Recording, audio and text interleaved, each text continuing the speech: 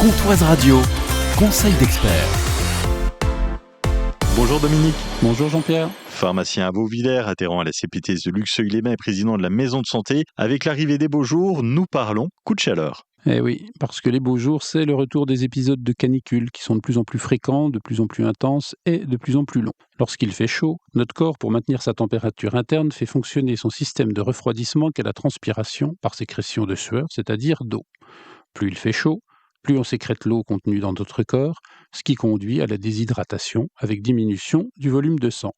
Cela se traduit notamment par des maux de tête, des nausées, des vertiges, une perte de connaissance, des crampes, une baisse de tension et une accélération du cœur. En cas d'apparition d'un délire ou d'une fièvre supérieure à 40 degrés, les secours, pompiers ou SAMU doivent être appelés en urgence. Pour se protéger, il y a des petits gestes pleins de bon sens. Chacun s'adapte selon son mode de vie. Alors il est préférable de porter des vêtements légers, de rester à l'ombre et d'aller passer quelques heures dans un lieu frais ou climatisé. De même, on essaie de maintenir un peu de fraîcheur dans le logement en fermant les volets exposés au soleil. Les ventilateurs sont inefficaces au-dessus de 35 degrés.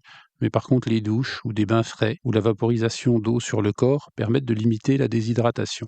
S'il est indispensable de sortir dans la chaleur, chapeau, lunettes de soleil et crème solaire seront nécessaires, comme de faire des pauses à l'ombre. Et évidemment, il faut boire. Oui, et boire plus que d'habitude, puisqu'on transpire plus, et ce, sans attendre d'avoir soif. Il faut éviter l'eau trop froide, il faut également éviter les boissons alcoolisées ou contenant de la caféine ou de grandes quantités de sucre.